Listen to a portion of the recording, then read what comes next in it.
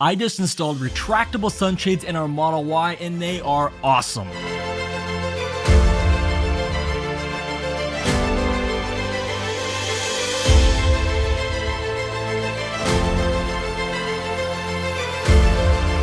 Now it's summer and the heat is here, so I thought today is a great day to finally do this install. But first, here's a little info about these before we dive in. A company called EV Base sent these out to me. They fit all Model Ys from 2020 through 2023 and Model 3s from 2017 to 2023. The main difference is the Model Y is a one piece and the Model 3 are two different pieces. They are selling for $399, but using my code CFTESLA you can save an additional 15% on top of that, bringing it down to $339.15. They come with a brand new 1-year warranty and are refundable within 30 days to a United States warehouse. Now in terms of unboxing, inside the box you get the frame, which comes folded. You get two different mounting bars, a couple screws, and some white gloves to wear when you're putting on the cover at the end to make sure it doesn't get dirty. My first thought was just how light the frame was. It feels like some kind of light aluminum. It comes with two crossbars, a long one that goes in the front, which I found out by using a translation app, and a shorter one that goes in the back. On the bottom of them is Velcro, which will be used to attach the cover at the end. There are extra screws in the bag, but most of the screws are already in the crossbars, which we will be removing later. Those screws will eventually attached to the small tabs in the main frame at each end of the four corners. Now, if this is the first time you're stumbling into my channel and you haven't subscribed yet, if you're having a good time, please do me a favor to scroll down right now while I'm talking, hit that subscribe button and the bell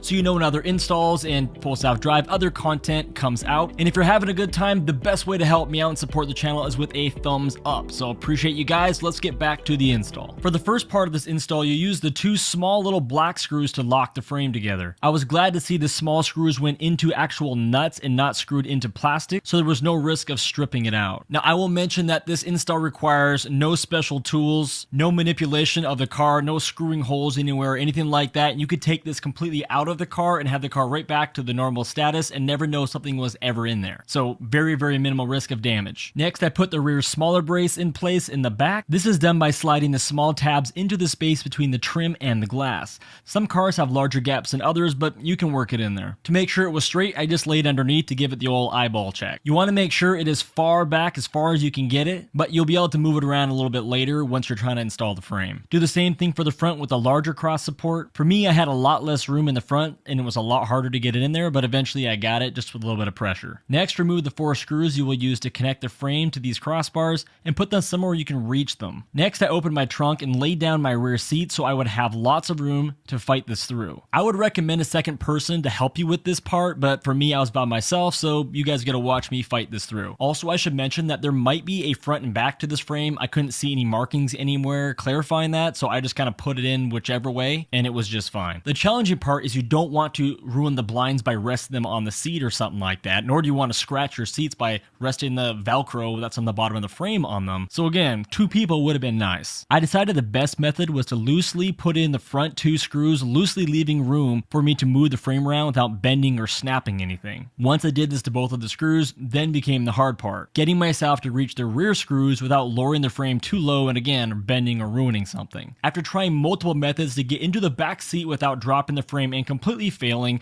I decided on just riding the back of my seat down and stretching out where I was able to reach the screws. From there, I just tightened all 4 screws and the frame was done. Now the frame felt pretty solid in there, but I'll certainly be telling my kids there's no hanging from it. This led to the last step of putting on the gloves and fitting on the cover. And of course, in true Cody fashion, I did this wrong the first time. The front is wider than the back, but it's kind of hard to see, so if you find it not really fitting, just flip it around and it'll fit. Then I got to try it for the first time and yeah, I was happy. So here are my thoughts on this product and install. First, the pros. The whole setup is light and very easy to work with.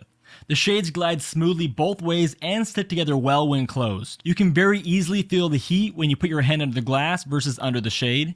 The shade feels very well engineered and certainly does what it claims. I'm able to reach both the front and the back shade from the driver's seat. The cover blends very well, and even though it comes with a crease from shipping, it really isn't noticeable. Now for the cons, if you can call it that, and really I can only think of one thing, and that is that you lose a little bit of your panoramic view. You will lose about 5 inches on each side, so 10 inches total there, and 7 inches on the front and 7 inches on the back. Now maybe that's not a big deal for you, and maybe you feel the benefits of this outweigh the fact you're losing a little bit of that panoramic view.